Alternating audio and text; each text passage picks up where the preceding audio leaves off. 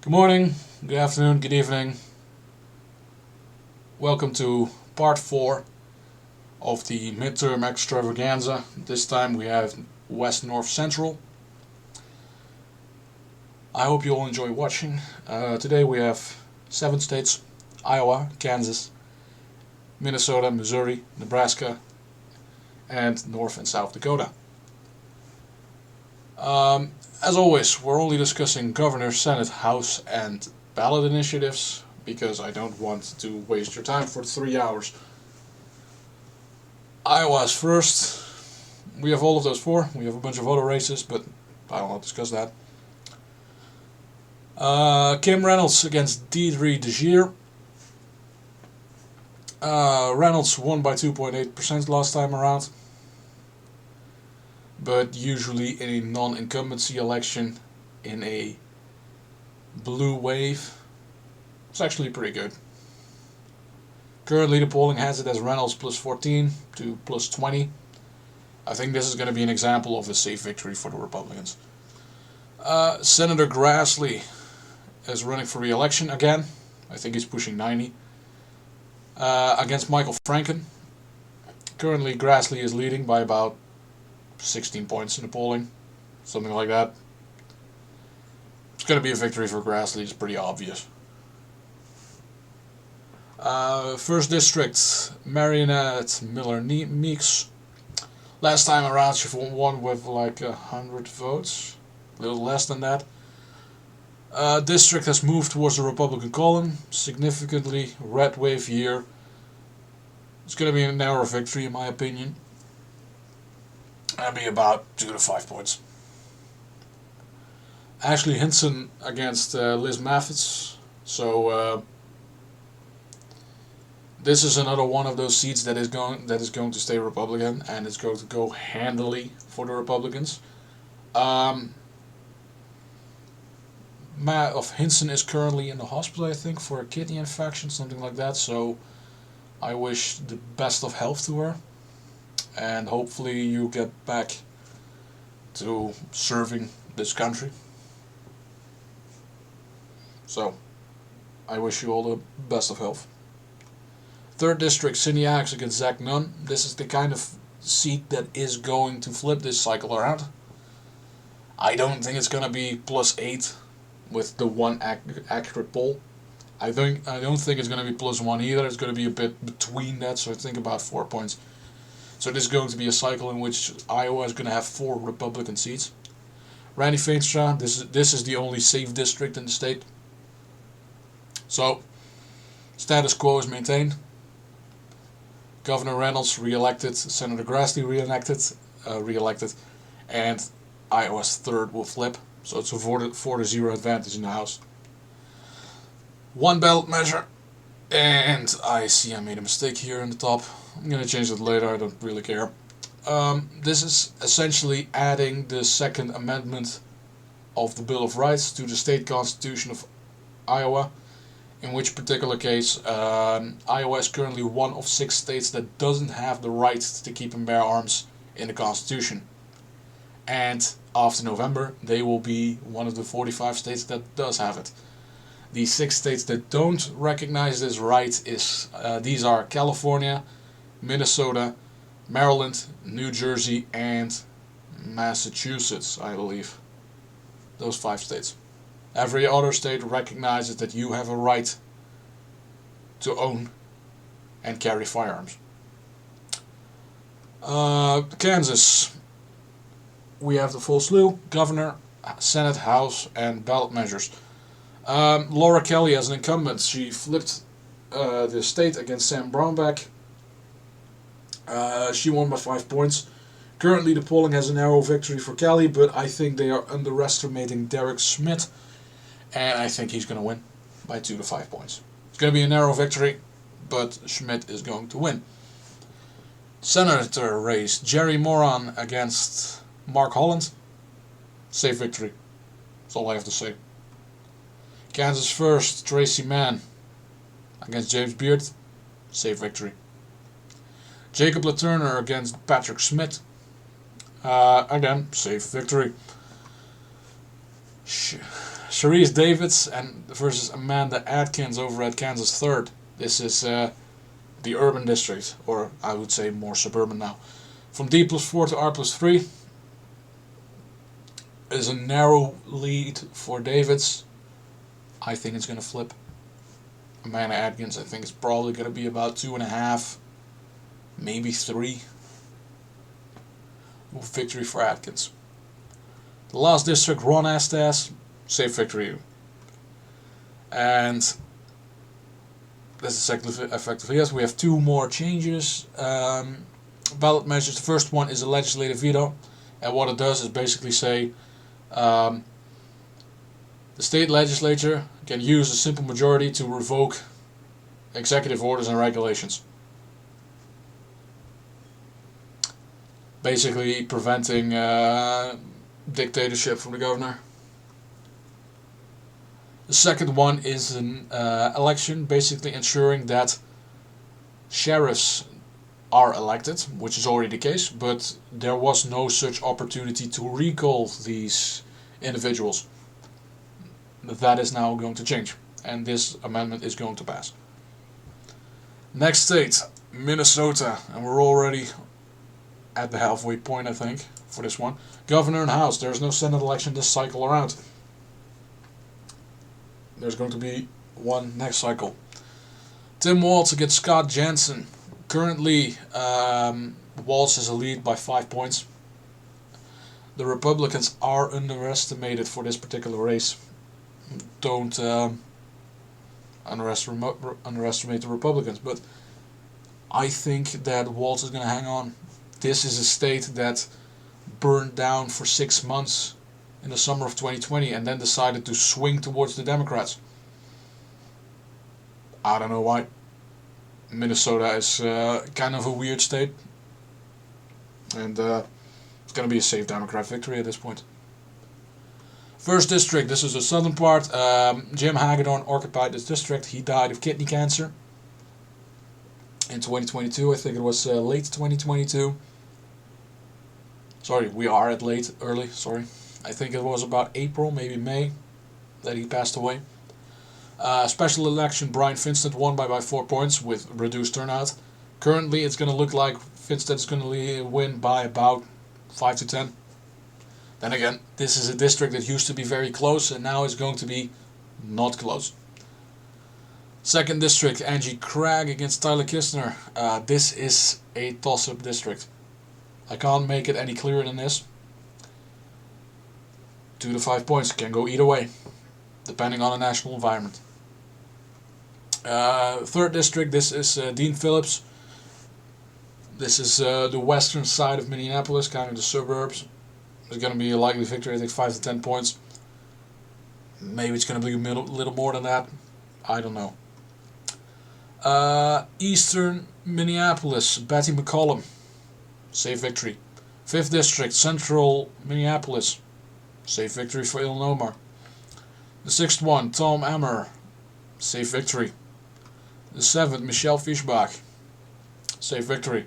And last one, Pete Stauber. It's also safe victory.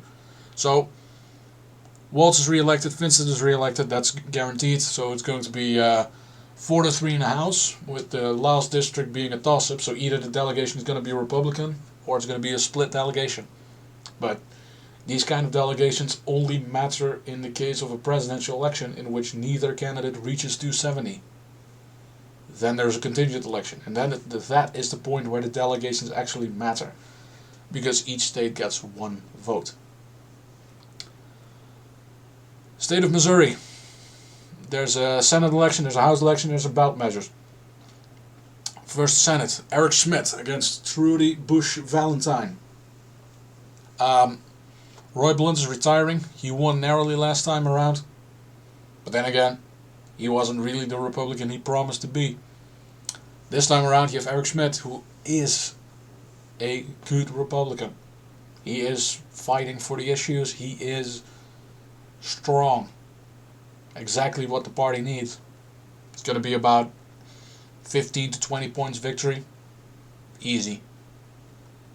First district, Cori Bush. This is St. Louis. Easy victory for her. Second district, Ann Wagner. Easy victory. It's going to be less than 20, but it's going to be more than 15. District moves significantly towards the Republican column. Blaine Luetkemeyer over at the 3rd. Safe victory. Mark Alford. He is going to succeed, I should say. Victoria Hartzler? Yeah. I think it's more of the Anglo instead of the American pronunciation. I think it's Victoria, actually. So, she ran for Senate. Failed. Mark Alford is going to succeed her. 6th district, 5th one, is Emmanuel Cleaver. This is over in the west, Kansas City. He is safely winning re-election. Republicans, if they did something a little more clever with the redistricting, they could have actually gotten rid of this Democrat seat, but they chose not to. Don't know why. 6th district, Sam Graves, safe victory. 7th, Alec Burleson, he's going to succeed Billy Long, who also ran for the Senate. I think he landed at 5th. Jason Smith for the 8th district, safe victory. So, Smith is going to win, he's going to succeed Blunt. Alford is going to succeed Hartzler. And Burleson is going to succeed Long. So, for the delegations, nothing really changes. 5 ballot measures. The first one is to allow state treasurer to invest state funds in local municipal securities. One regarding marijuana legalization. It also increases the tax rate for this particular item. This one, the 4th amendment, is to override defund the police movements in Kansas City and St. Louis. Basically, if the city council votes to reduce population, the state legislature wants to be able to override that. And I think that's a good idea as an actual control measure for rampant urban idiocy. The 5th amendment on the ballot is to create a separate department for the National Guard. Currently, the executive part is occupied by the Secretary of State. They kind of want to switch it to a separate department. I think it's a good idea to have their own administration. A little less convoluted. And the last one is the Constitutional Convention. So basically every 20 years it's on the ballot saying like, hey, you guys, you want to add something to the Constitution, you want to remove something of it, you want to discuss this kind of thing. I think it's good to have a living document situation. I think this should be a federal thing for every single constitutional amendment to have a discussion. Should it be modified? Or should things be added? Should things be removed? I think it's a good idea to have this kind of notion. Final 3 states, so we have Nebraska. There's a governor election, there's a house election, and there's ballot measures. So, simply put, Pete Ricketts, he's term limited.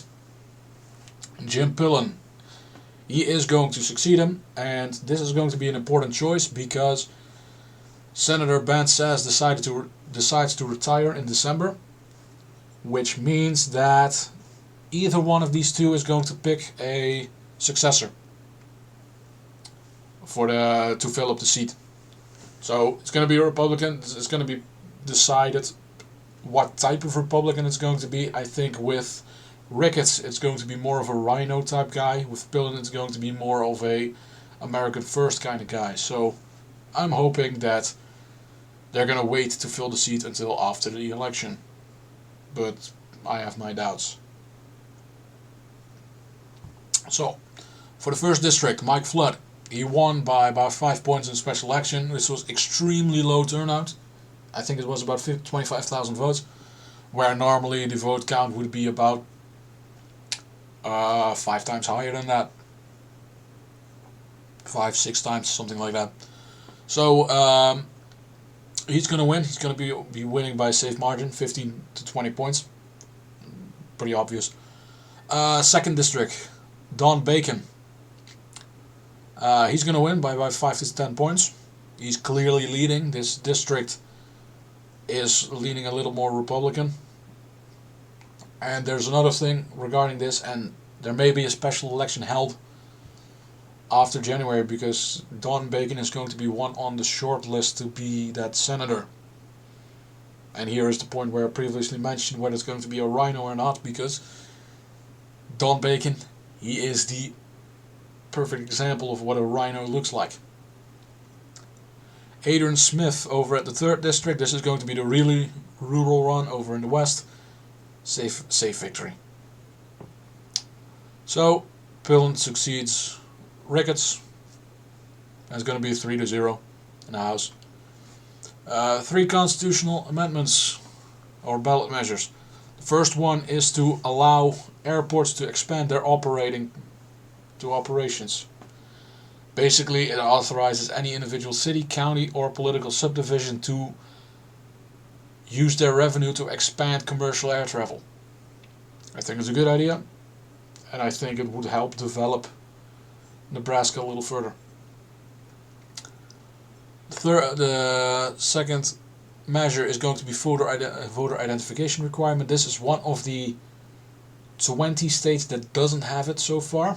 They want to institute it. I think it's a good idea to ensure that only Americans vote, because you could have, let's say, 20,000 Russians crossing the southern border and then deciding to vote in the California election.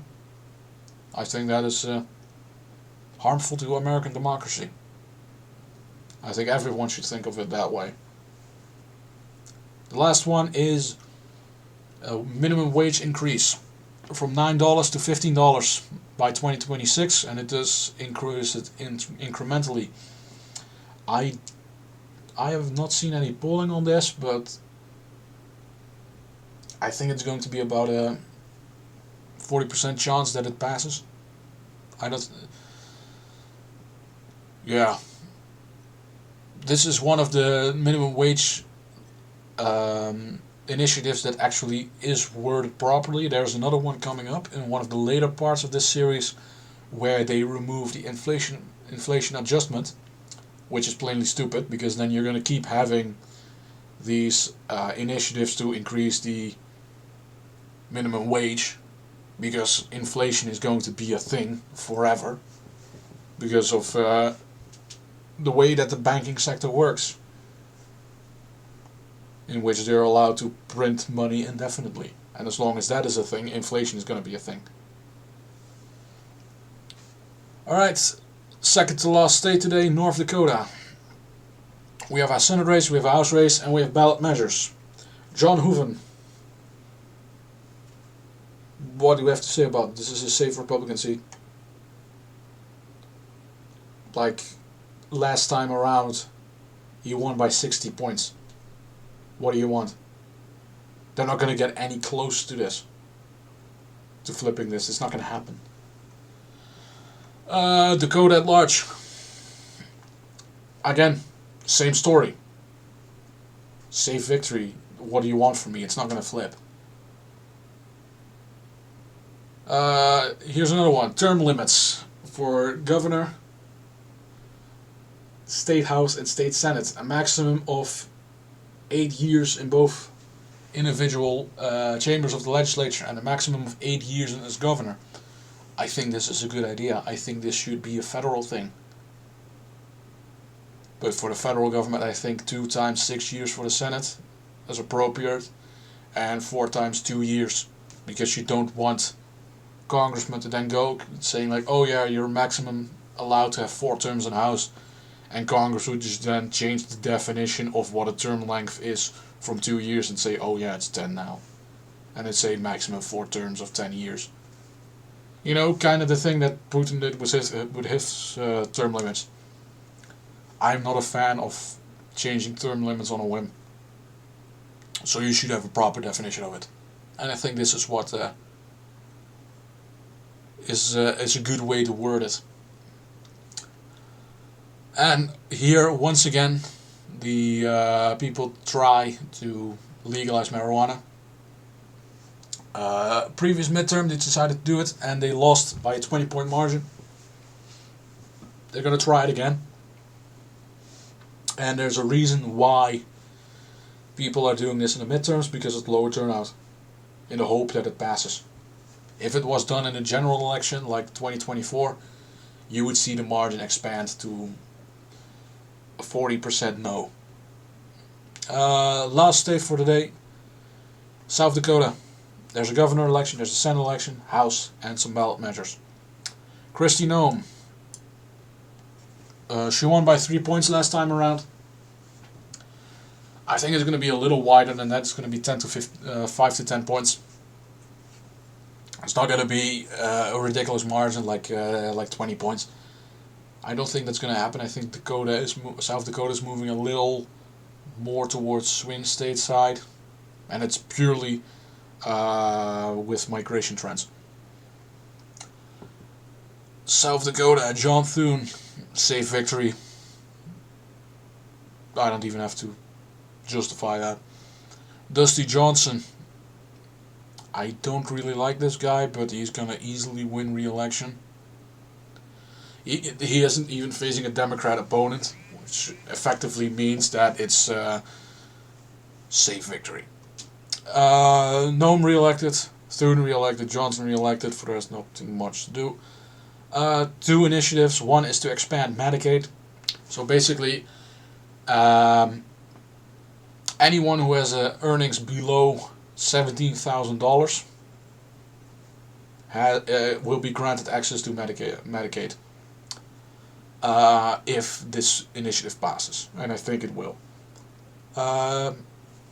Here as well, marijuana legalization. I don't think it was tried in South Dakota yet, but I think it's going to be a similar trend in North Dakota where it's just not going to pass.